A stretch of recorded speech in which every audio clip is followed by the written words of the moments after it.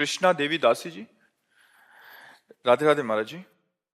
महाराज जी, प्रेम पाने का संघर्ष में साधक को कई प्रकार की बाधा आती हैं महाराज जी, ऐसे में साधक क्या करे?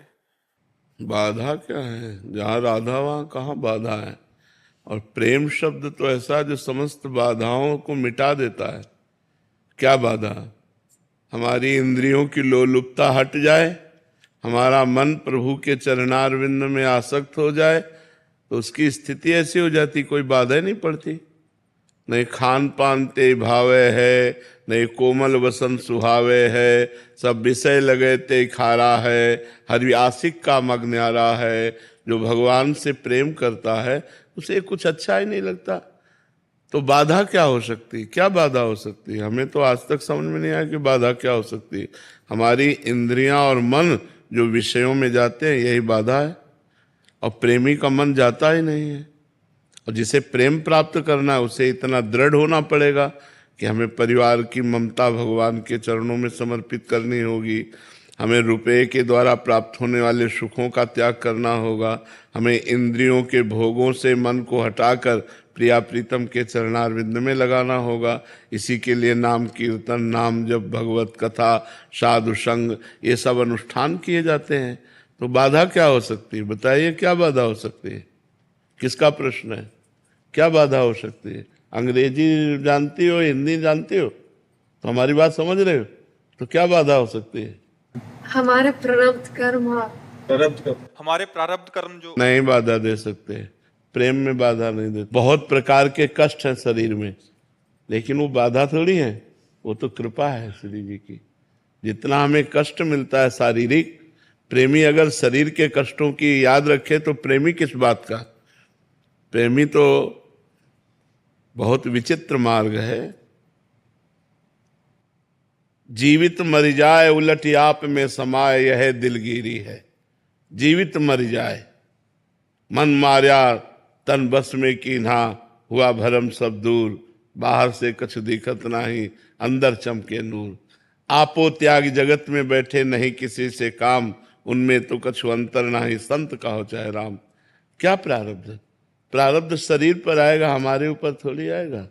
हम तो श्री जी की दासी हैं या ठाकुर जी के दास हैं, हमारा क्या बिगाड़ लेगा प्रारब्ध?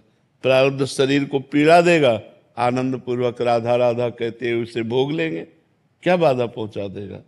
शरीर स्वस्थ है, मनमानी भोग भोग रहे और प्रेम की बात कर रहे हैं, नहीं, ऐसा नहीं है।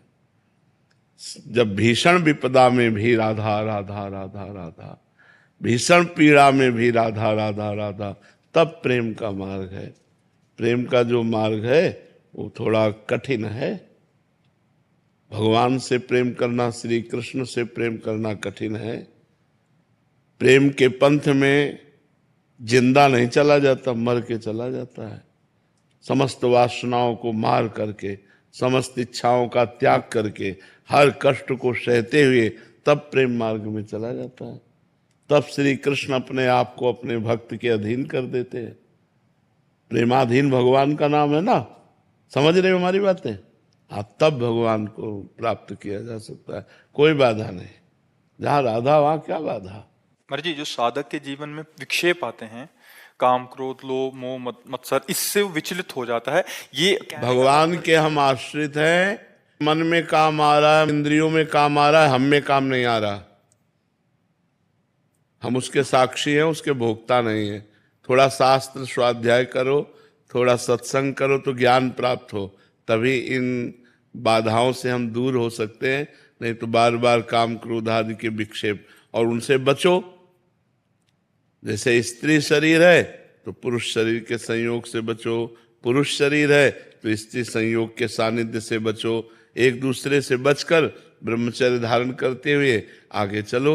यदि गृहस्थ में हो तो अपने पति अपनी पत्नी से ही केवल मतलब रखो, इधर उधर दृष्टि मत रखो, तो भजन बढ़िया बन जाएगा। विक्षेप तब पड़ता है जब भजन नहीं होता। विक्षेप तब पड़ता है जब दृढ़ भगवद आश्रय नहीं होता। विक्षेप तब पड़ता है जब भगवान पर दृढ़ विश्वास नहीं होता। नहीं, ये सब तूफान है, भगवान पहाड़ है। पहाड़ की ओट में हो गए, तूफान निकल गया। काम क्रोध आदि के तूफान केवल उसको गिराते हैं जहां अहंकार होता है, जहां भजन नहीं होता है। भजन है और दैन्यता है, भगवान का आश्रय है, तो सब निकल गए, सब जीत जाता है, वो वही जीत जाता है माया पर। हाँ, भगवान जिसके संग है, भगवान का नाम जो निरंतर जप रहा है, भगवान के आश्रित है, तो कोई बाधा विचलित नहीं कर सकती।